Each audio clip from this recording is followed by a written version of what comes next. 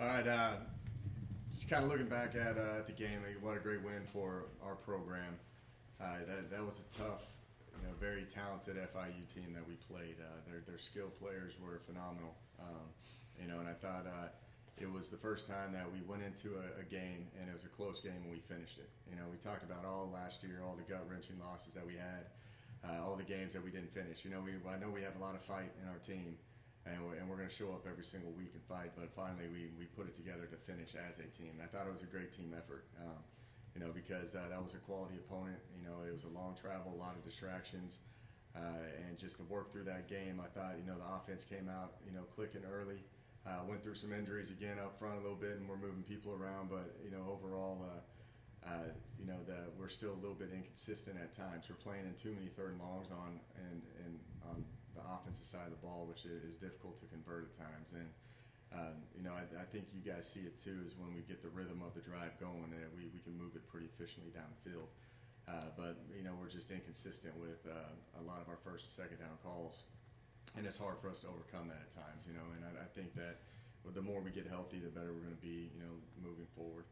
But I thought the defense played phenomenal. I thought the situations that the offense put them in and the special teams, where we had some kind of hiccups with the punt return, where we kept fair catching inside the 5-yard line, which there was a battle of field position in that second half. And I thought the defense, they needed a field goal to win, and they kept them out of field goal range on multiple drives in that fourth quarter, and we managed the clock and got out of that quarter and got into overtime and won. But really the key to that game was, what kind of Brant was talking about is really the red zone, efficiency in scoring touchdowns, where, we scored, the offense was in the red zone 3 times in the game and scored 3 touchdowns, which when you get inside the 40, you don't want to come out with field goals. You want to come out with touchdowns on an offensive side. And defensively, they made them kick field goals. And that was really kind of what came down to really winning that game, besides the turnover margin. The turnover margin truly affected this game because we had some momentum with it. Like we capitalized off of it.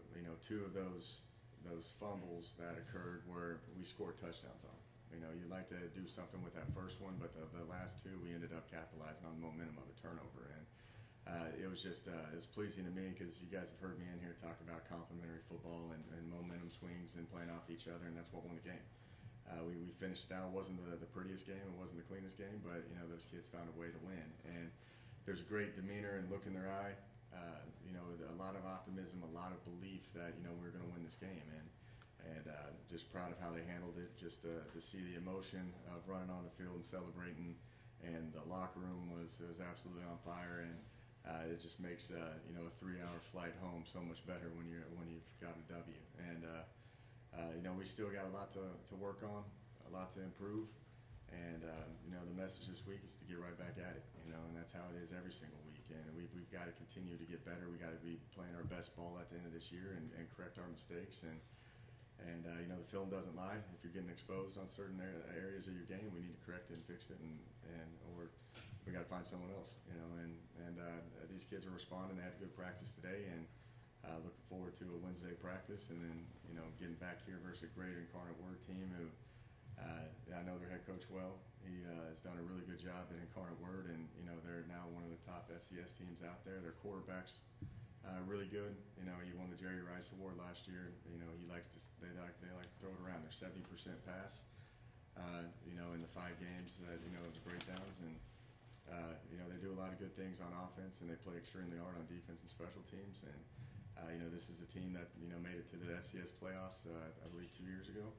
And this is going to be a really great challenge for us. So looking forward to being back in Bobcat Stadium, back in the WAC. Just be in front of our home crowd, and it'd be good to get out there and compete in front of our home crowd, and hopefully we can have that same feeling that we had this past weekend. So, questions? You mentioned the offensive line having to make some adjustments last game, and we could kind of see it at practice. It looked like Dobson was playing guard, Reese at tackle. Do you think that was kind of the issue with the why the offense slowed down a little bit in the third quarter and into the fourth quarter before you picked it up at the end? Yeah, we're running out of bodies there a little bit, and it's tough to move people around when they hadn't practiced that position completely, so you're putting in some guys. They knew that we were struggling on that side of the line, and they put an emphasis on it, you know. So we're going to make our adjustments. I think Coach Turner he does a great job. There's no panic in Coach Turner. You know, he really helps to try to put those kids in the best positions that they possibly can, you know, and sometimes, you know, like you have to change up your play calling a little bit to support maybe a deficiency on your offense, you know. And I thought Brady played really well, you know, and the offense, the line, you know, put us in position, you know, in the pass pro to at least get to a point where we can, you know, get a little bit more efficient on the perimeter when we were throwing the ball. But you see it, you know, we can't slide anything by you in practice. You look at that starting line pretty closely because now we're moving a lot of different bodies. I've never been a part of a year where we've had this many different options of offensive line play. And, you know, we got Eddie in for 39 snaps in this game, which was pleasing to see. You know, he's not completely there, but, you know, it was good to get him going for a little bit. But you had Jaden Smith and in there battling Tate Heitmeyer. You had a lot of different moving parts, you know. So we're going to get back to the drawing board this week and move these guys around. And, you know, with Eddie being back, is going to help out a lot. Russell Baker is still out. You know, so we know we can ease him into those positions on the offensive line. Coach, something interesting I thought Zion said last week. He said if you don't force turnovers in practice, then you're not going to force turnovers in the game. And y'all ended up forcing 3 turnovers. So how do you make that part of the game a habit for your team in practice? Yeah, we put an emphasis on that every single day. You know, like we have a 5-minute period to start practice, which is strictly ball security for the offense, and it's a turnover circuit for the defense. And they work on strip sacks, and they work on, you know, scooping scores and just, you know, really pursuit angles and everything of that nature. So we put an emphasis on that. And then throughout the course of practice, you know, and when we're in a controlled setting, you know, like we're going to always let the ball carrier finish upfield, but we're going to always take a swipe at it, you know. And we tell, like, I think that develops good habits on both sides of the ball. But, you know, and turnovers, you know, that they're such an important part of this game. And if you can put an emphasis on it and get them, which the defense is doing that right now, you know, it truly can, like, dictate the outcome of a game. So really, like, you know, you have your scheme that you go through, and then at the end you have to work on the ball security aspect of it all. Coach, what can, you know, you mentioned kind of the struggles in close games last year.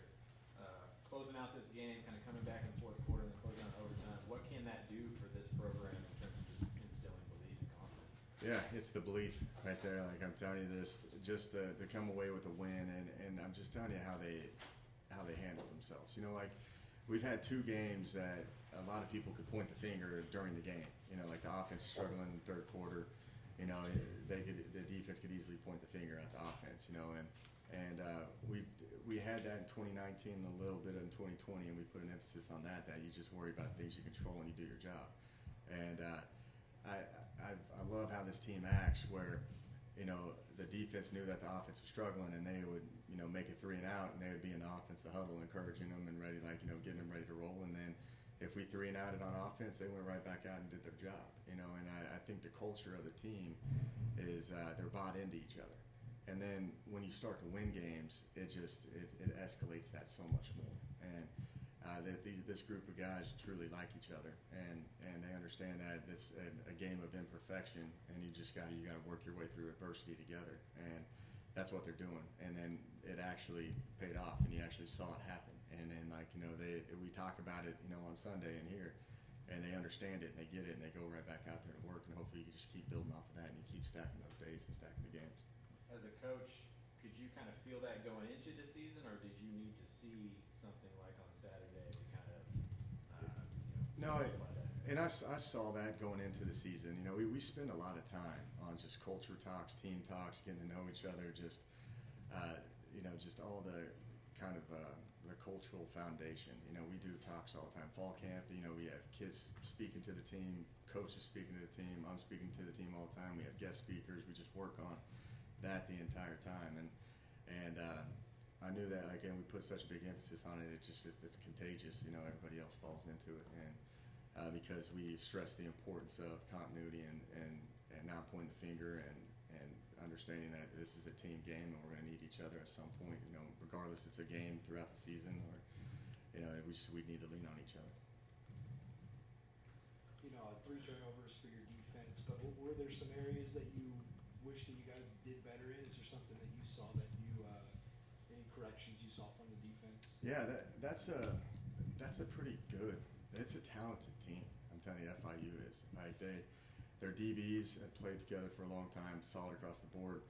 You know, we knew like you were just talking about just their skill, and then you go to the offensive side of the ball, what the defense had to go up against. The talk was about the running back the whole time. You know, like the Price kid, who's a talented guy. You should see him when you walk out there. He's an NFL running back.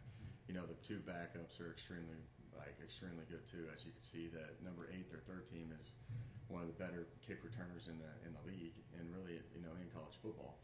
So like we put the emphasis on stopping those three. You know, so you're going to put the receivers in some islands at times. Like, you know, and I was really impressed with the FIU skill, like in terms of their receiver core, because we kind of have to kind of pick and choose on where the weakness is going to be if they try to attack it. And we decided that we need to sell out for the run because the backs were so good.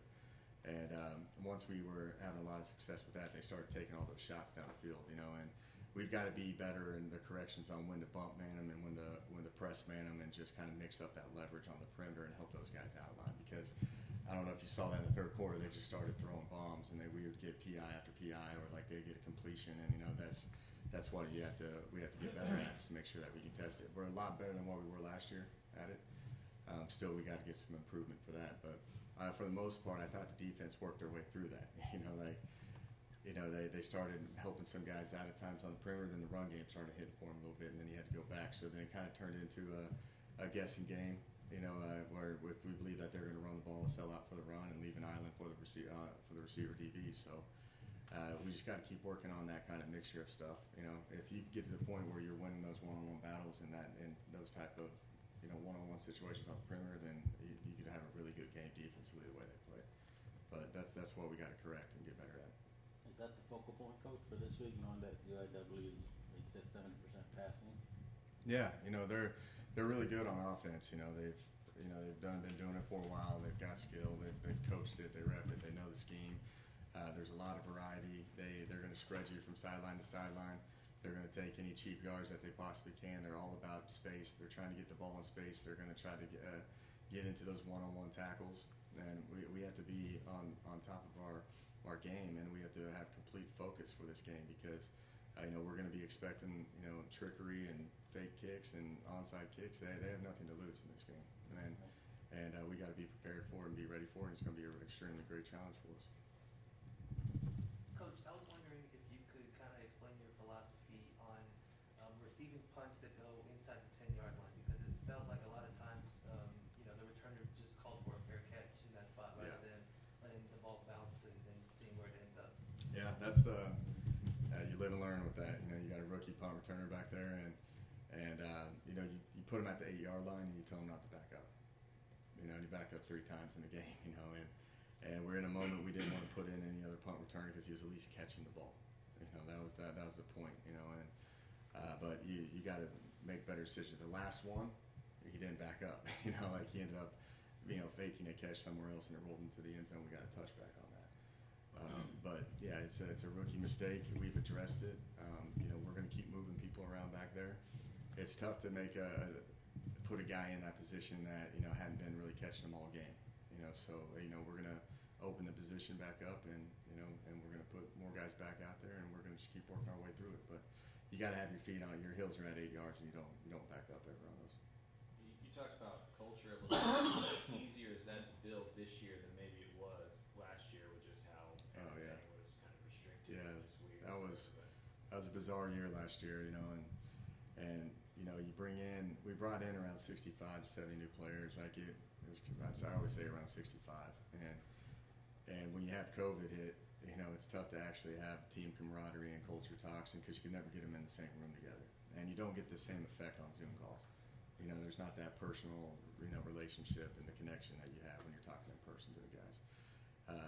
So that was last year. We started working on the culture talks, and then COVID hit. And then instead of really worrying about the culture talks, it was really about the player safety and how can we be able to play a game. That's how it got, because we talked about that eligibility freeze, and we just knew that if we were healthy and got out there, we can gain valuable experience. And we tried to work through the culture talks as we went through the season, but you're not as effective with that. But now, from really the first day of classes when they got here in late January, it's really been every single day we've been hammering the culture and just really kind of little points here and there on how you win football games, how you handle yourself as a teammate, as a person, just as a man. You know, we have talks on everything out there that's imaginable, and we do a good job at giving other examples instead of just me talking the entire time. We have coaches and other, like, we have videos that we watch, you have presentations, you have a lot of different things, because you know, like, when you have a good culture, sometimes the X's and O's don't matter as much, you know, and that's what, you know, we're striving to make sure that we've got a close group here. You know, with culture, you know, also you're in year 2 of calling plays. How comfortable are you calling them? How do you feel like you guys have fared in the first 14 games of calling plays? Yeah, you know, there's a lot of ups and downs. You know, I think you know, always at the beginning of the year, you try to figure out what type of team you're going to be. You know, what these kids are capable. Like, what I love is that our offensive staff works very close together. Like, and there's transparency. There's no, all right, hey, like, I want to get my tight end in the game. I want to get my receivers a touch. I want the running back to get a touch. No, it's what's the best for the team, you know, and how they're playing it, and being like, hey, we need to get away from these runs. We need to take this kid out of the game. He's struggling. We need to do this. Like, we're working through issues nonstop. And you know, like, I think that when we don't have an ego in that room, you know, it allows for us to efficiently, you know, work through a game together. You know, like, you'd love for it to click perfectly all the time, and I've been a part of those games, you know, but, like, in reality, there's going to be a lot of adversity that you hit in a game, and we got to work our way through it. And if you look through our games, like, you know, we hit adversity at times, but then we find a way to maybe get like a 10-play drive and score a touchdown. You know, it's not like we're just completely shut down, you know, and you know, that's the thing that I like about our offensive staff, and just how we're calling plays and how we're working through it, because we're trying to put these kids in the best position that they possibly can and what they're capable of doing.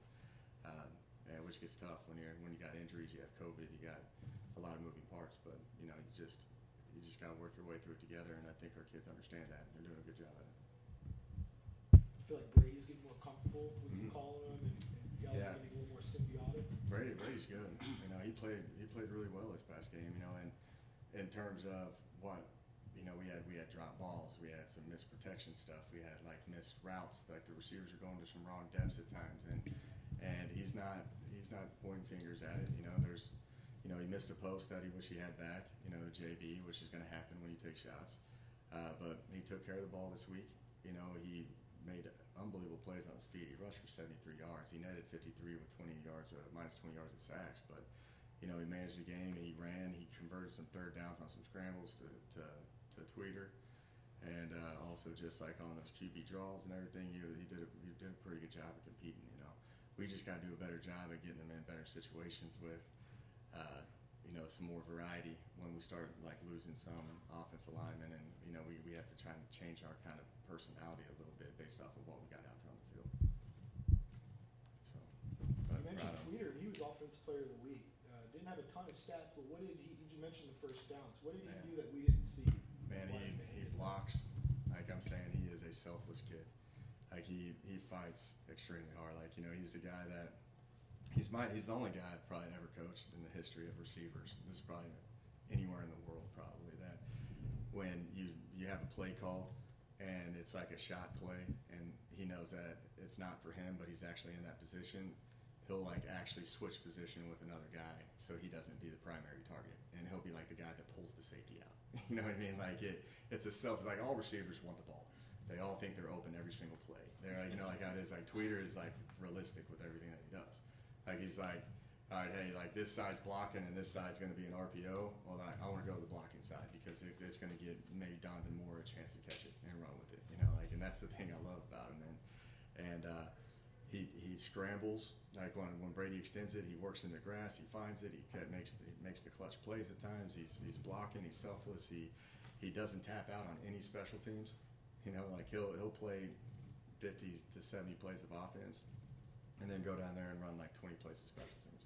You know, so just a selfless kid that just loves playing the game. You know, it's pretty fun to watch him out there because he goes 1,000 miles per hour. Any other questions? Real quick, just on any injuries that we were missing that we didn't talk about. No, not right now. Just Russell Baker's still out. You know, you're putting Eddie back in. Baby Jay's he's probably gonna be out for the season. It's gonna be he'll end up having surgery and be done for for the year. Kind of a freaky injury, you know, and you know something's wrong when Jaren's laying on the ground, because he normally pops right back up and gets off the field, and he couldn't really walk well when he, like, you know, getting off the field in the Baylor game.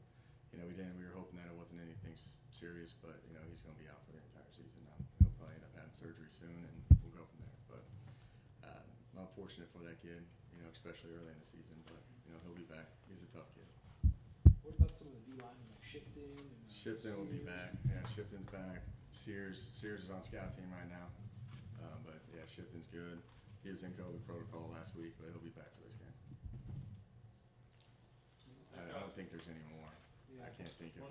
Toe Groves? Yeah. Toe went out there today, He did. but you know, he's still kind of in that Eddie to Russell Baker. You know, it's just we don't want to force him into a complete game yet. You Makes know, sense. but nothing. Just Baby J's the only one that's like a season-ending type deal.